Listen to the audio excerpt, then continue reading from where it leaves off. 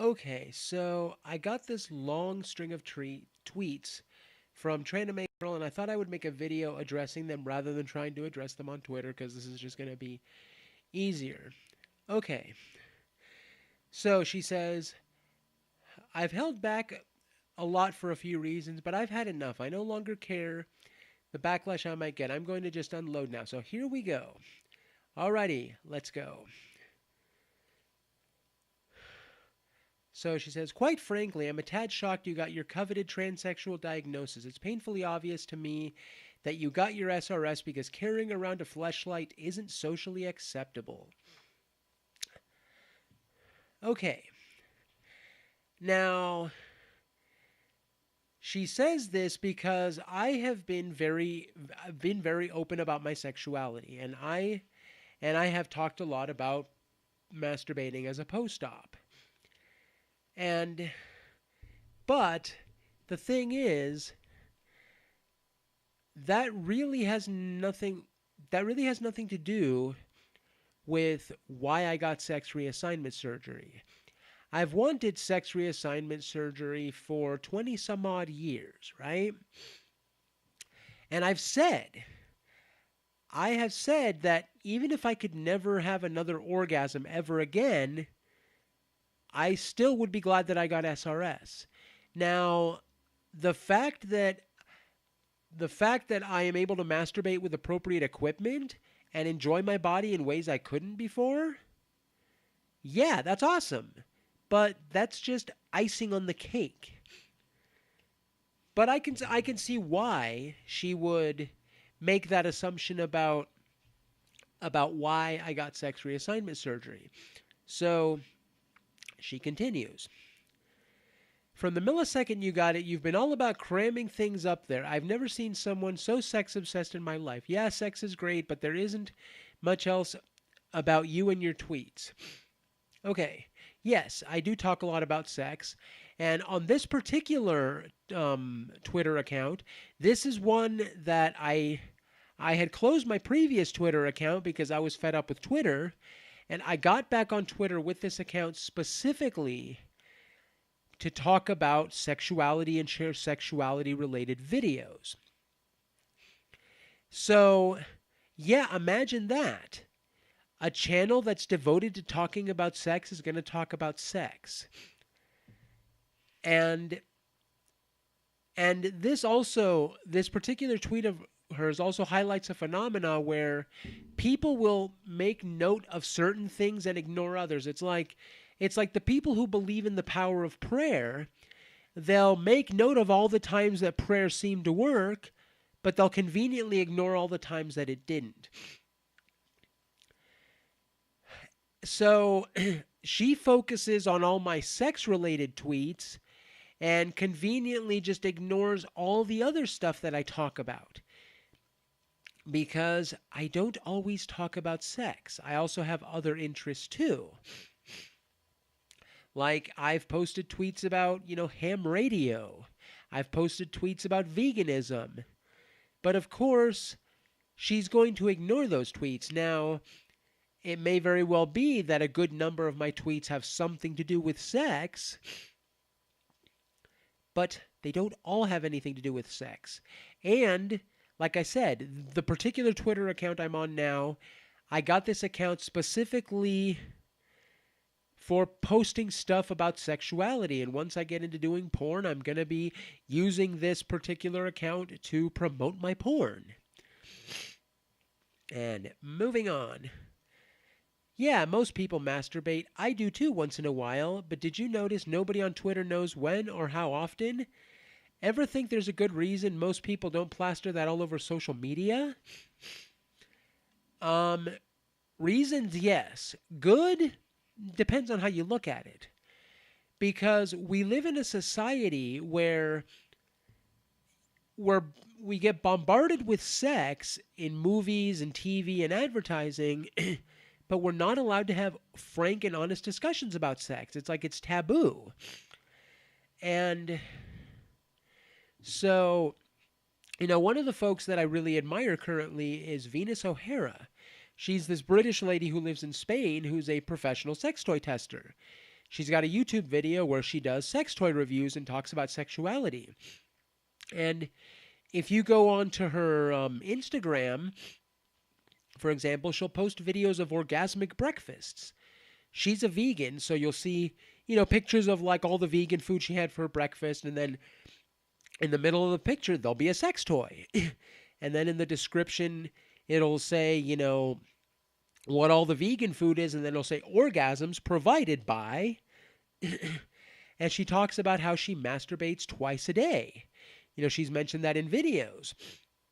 And I mean, honestly, like, she might masturbate more than I do. I mean, lately I've maybe been masturbating a little more than usual, but I think Venus O'Hara probably still masturbates more than I do.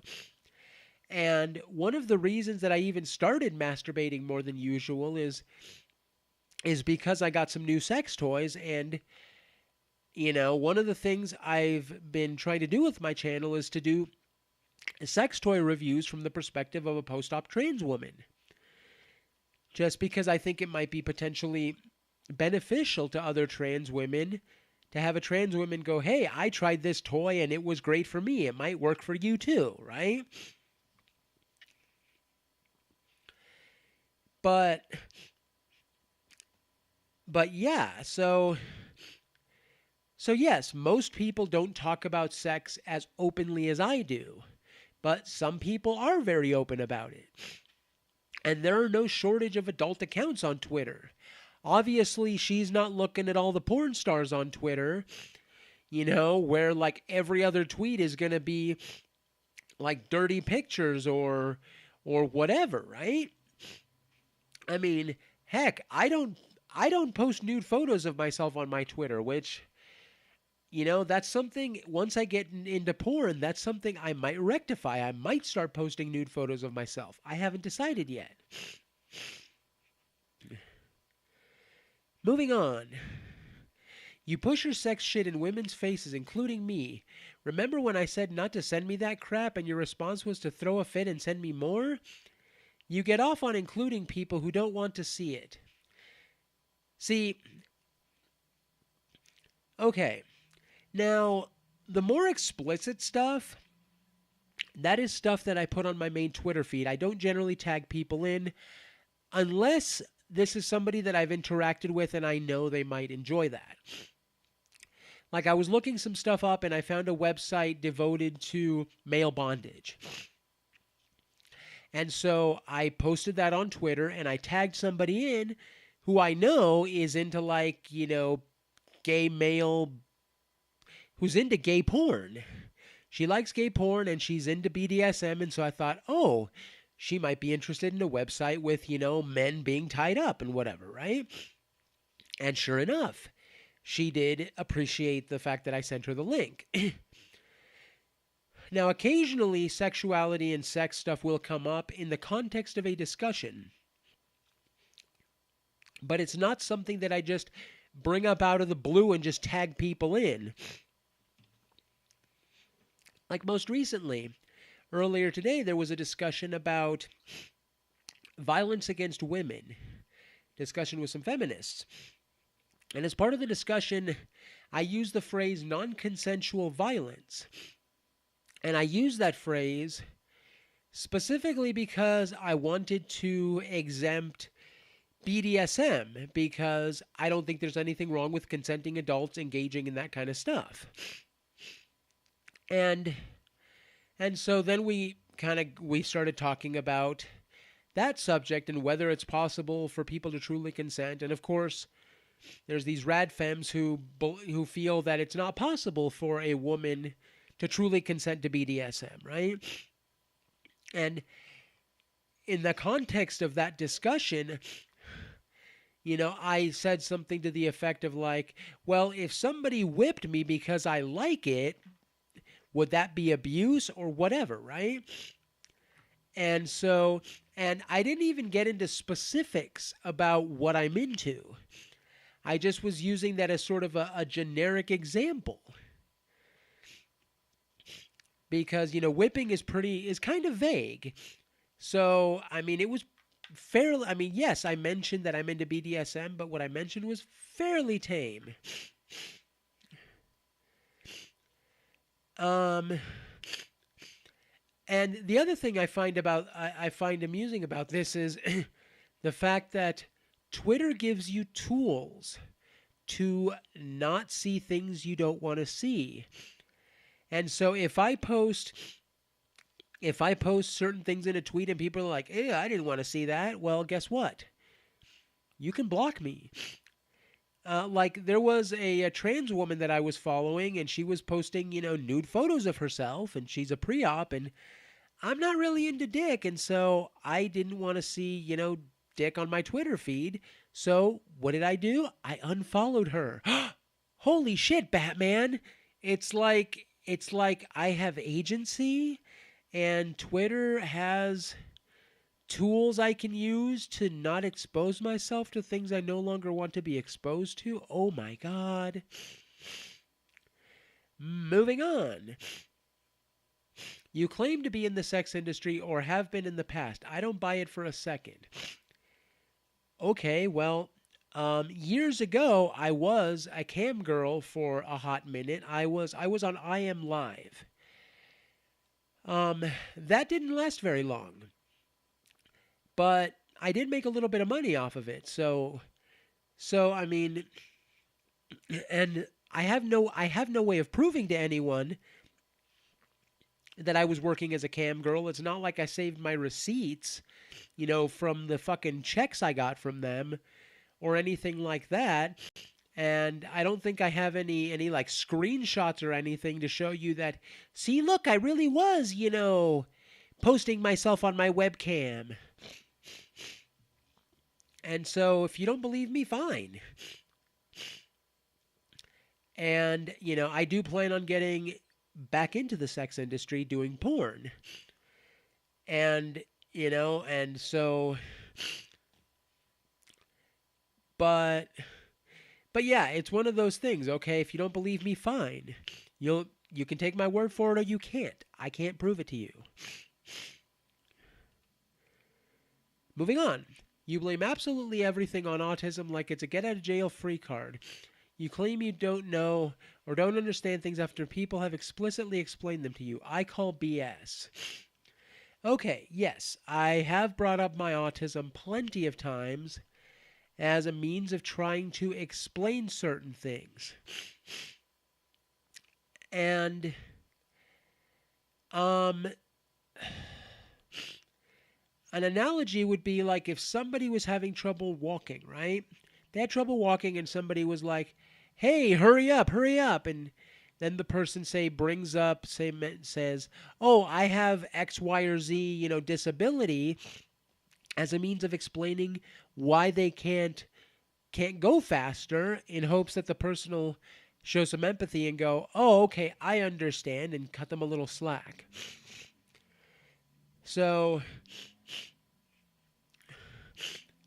now, as far as like me claiming I don't understand things after people have explained them to me, I can't think of any examples of this right offhand. Maybe it happened, maybe it didn't. I don't know. And the other thing too is there might have been something that was explained to me, but here's but here's a little thing about excuse me. Here's a little thing about how autism works. One second. So I understand. So things that are different are different. So I can understand how a neurotypical might look at two different situations that are very, very similar, and they might understand that what's applicable in one situation maybe applies to another situation. But to an autistic brain, situation A and situation B are different situations, and they might not be able to understand that what applies to situation A also applies to situation B. And I could see how that would be frustrating to a neurotypical. Because in your mind, you're like, it's the same fucking thing. When an autistic brain is like, no, it's not the same fucking thing because there's these differences. The differences might be minor, at least minor from the perspective of a neurotypical, but they're not necessary. But to an autistic, they can still be like, it's not the same fucking thing. So it's possible that that's the kind of situation that arose where somebody explained something to me that in one context and then I did not apply it to another context because my brain didn't understand that these two different contexts that it applied to both. And yes, I totally get how people would find this frustrating, and I also get how people would think that I'm using, autism as an excuse. Like as she put it, a get out of jail free card. I'm not bringing it up as an excuse. I'm bringing it up as an explanation. Like autism is never an excuse for certain shitty behaviors.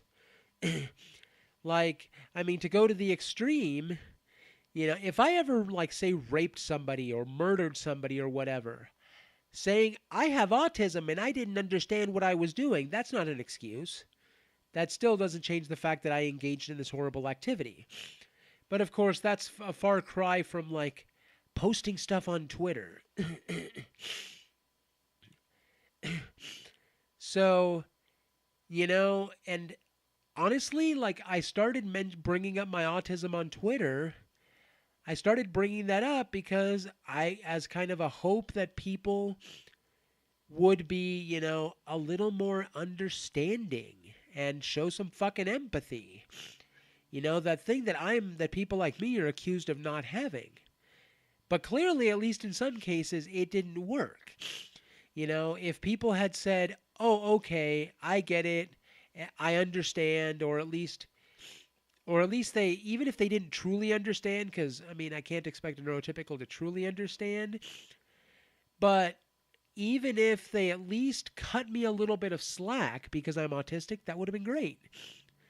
And I might have felt less inclined to bring up the autism so much if people just had a little more empathy,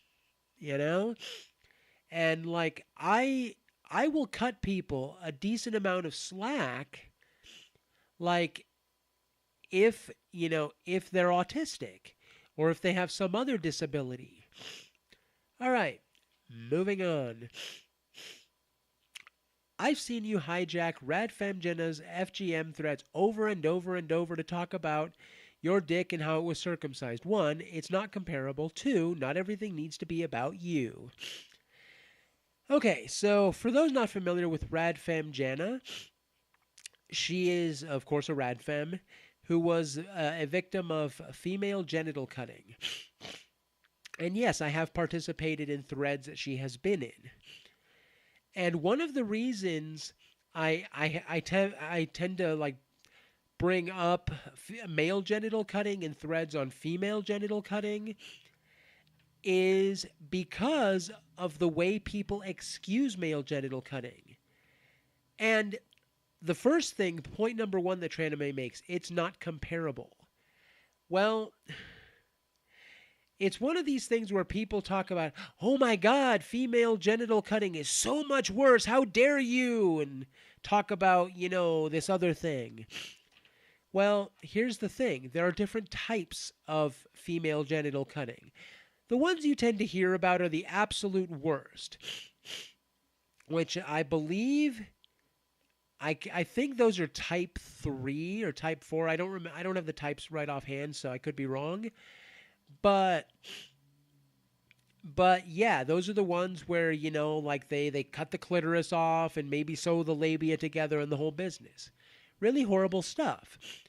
But not every form is like that. There are forms that are actually more comparable to male circumcision. And, and the fact that people just like completely discount male genital cutting and think it's no big deal. That's one of the reasons, that's why I talk about it. And one of the reasons that I am such I bring this up is because the fact that it was done to me. Like, I was a victim. And so when people are talking about the subject, yes, I feel compelled to say, "Hey, what about all these other victims like me?" And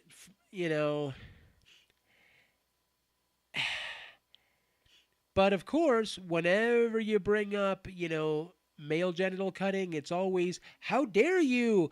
It's not comparable." And actually, in some respects, it is not comparable. Female genital cutting is illegal in most places. Male genital cutting is illegal in very, very few.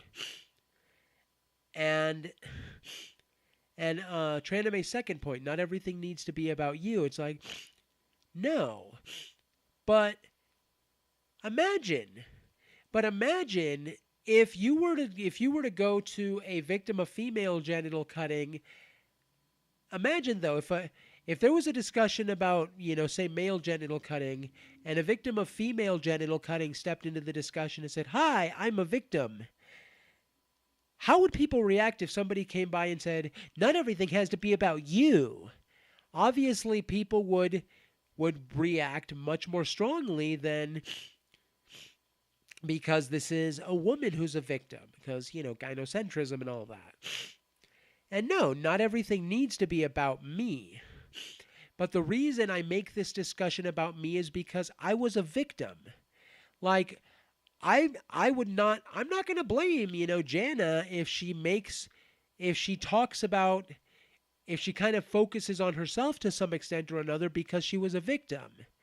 Yeah, if she says, "Hey, I was a victim and this is what was done to me and here's my opinion as a victim," like, that's fine. That's totally cool. And I think it's great when victims of these things speak out. So, but if it's okay for her to do it, why is it not okay for me to do it? Okay, let us move on. Just about anything you post about is how this or that involves you, even when it doesn't. It's always you. And goddamn, do you ever assert your supposed womanhood on everyone you encounter?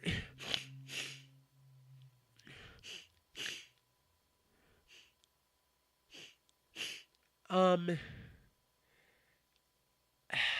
not entirely sure how to respond to that first point about how everything is about me, even when it involves me, even when it doesn't. Because I would need to see some actual examples.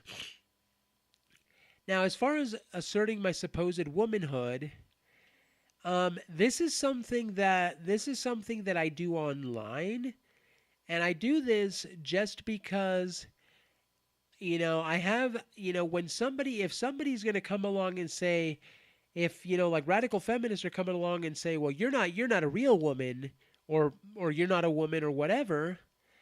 Well, yeah, there's a part of me that's gonna be like, "Yes, I am." Like, that's just kind of my personality. And it's easy to do on social media. Like, in the real world, like, none of this shit ever comes up. Like, the only time trans stuff comes up in the real world is in medical situations. Otherwise, I'm just another woman going about my day.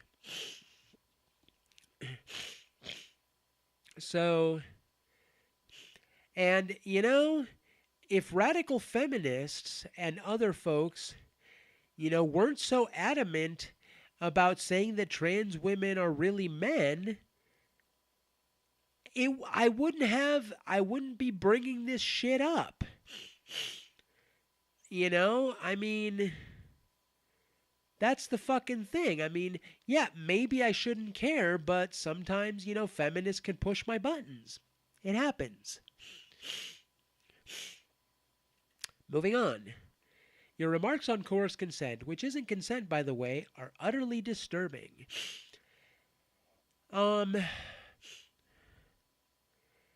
Well, and I think this is within the context we were having about discussions about prostitution, which I think people should be able to engage in prostitution. Tranime is one of those folks who believes that prostitution is a form of rape. I don't. And of course, um,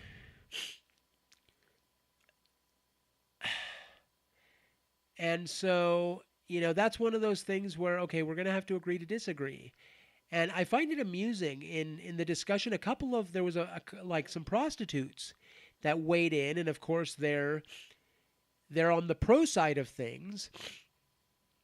And there were some rad femmes who just fucking blocked them. It's like, yeah, somebody comes along who actually does this shit, and then you block them because they don't agree with your narrative. So yeah, I think this is what she's talking about when she's talking about remarks on coerced consent. Because the whole issue with that discussion was how there are people who get into prostitution because they're desperate for money, because they need to buy food, whatever, right?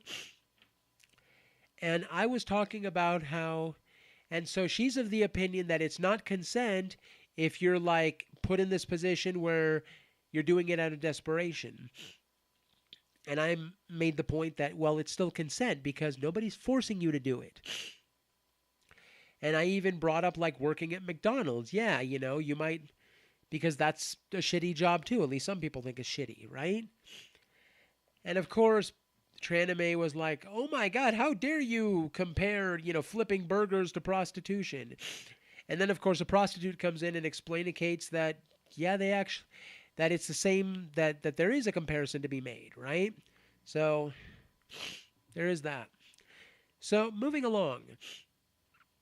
The way you badger people to be included when they call me she but not you is telling. Instead of learning from me, you just keep on keeping on and whine, bitch, and harass for that pronoun. You don't listen to what's being said. You won't get pronouns for demands. Okay. The reason that I bring this up at all is because of a double standard that I see. It's not about, I'm not demanding pronouns the way some of these, special snowflakes do. It's a matter of, why does Tranime get to be called she but not me? Considering that we are both post-op transsexuals. That's why I bring it up. Like in the real world, pronouns are not an issue because it's very, very rare for me to be called he. And when it happens, I just brush it off because in the real world, I don't care. But I do care about when one post-op transsexual is being called she, but another one isn't.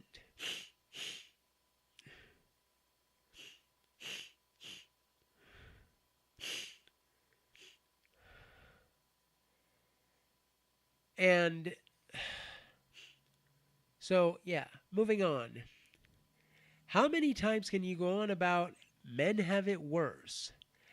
Yeah, for those who don't know, I am a men's rights advocate, and that's why I bring up men's issues. And depending on the situation, in some respects, men do have it worse.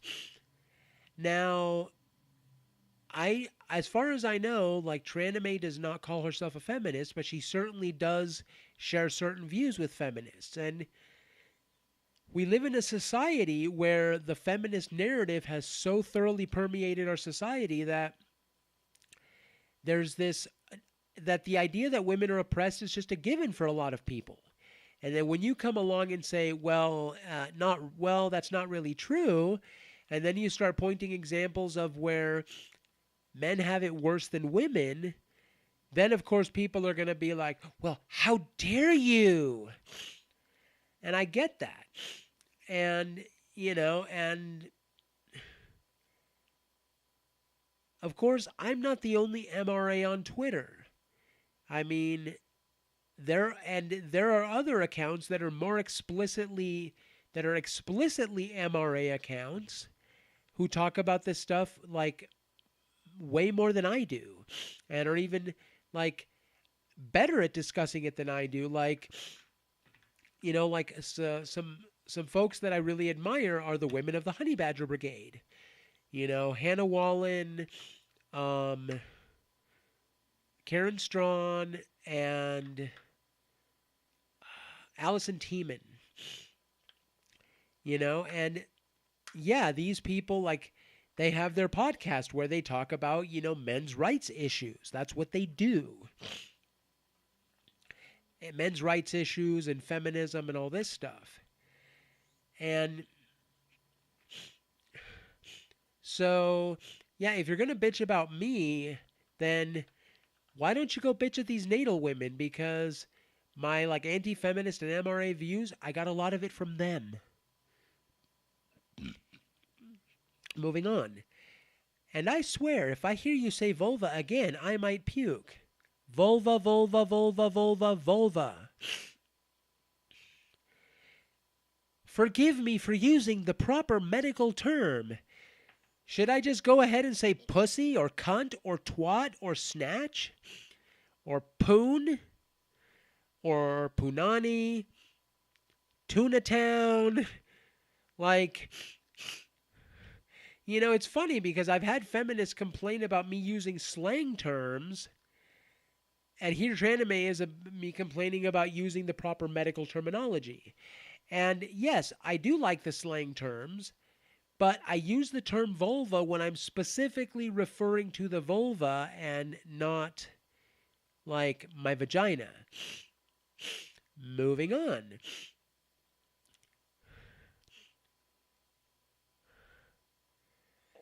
There, I've said what I'm going to say. Hit that block button, because I know damn well you will. Instead of hating me for this fed-up rant, take a look at yourself and your Twitter account and strive to improve yourself.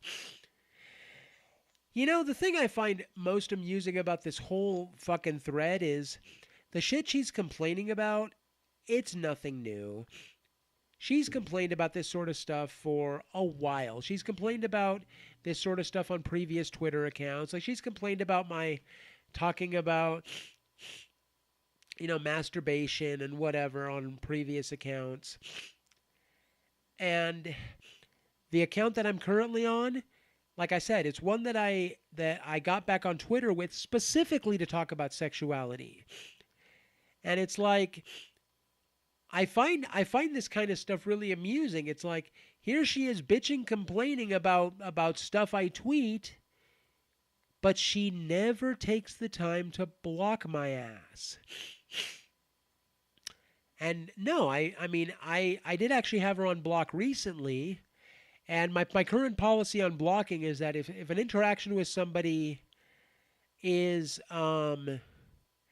affecting my mental health, then I will block somebody at least temporarily, so I ended up blocking her temporarily, and then I unblocked her. And so it's possible that I may put her on block again if it gets to that point. But based on this thread, I'm not going to block her. I mean, and the fact that she likes to bitch and moan about my tweets, that's even more reason for me to keep her unblocked. And I just find it really, really amusing that when people bitch and moan about the shit that I tweet or whatever anybody else tweets, but yet they don't bother blocking. It's like, dude, if you don't like my content, hit the fucking block button. I mean, really.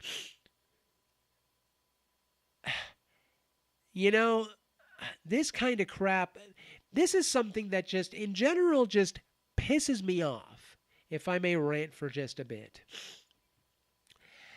It really pisses me off when, like, people have agency and they're given tools to deal with stuff, and yet they insist on playing the victim. Like, they don't use their own fucking agency and the tools that they are given. It's like, I mean, and this applies to, like, all kinds of situations, but it's like, but it's ridiculous. It's like, if you don't like what I tweet, you don't have to fucking look at it. It's that fucking simple. You can mute me, you can block me, you can do whatever. If you don't like what I have to say, do something about it. Block my ass. I mean, really. I mean, it's fucking ridiculous. It's just absolutely fucking ridiculous. And I'm really not surprised that you're buddy with feminists, Tranime, because you seem to be playing the victim card just like they do.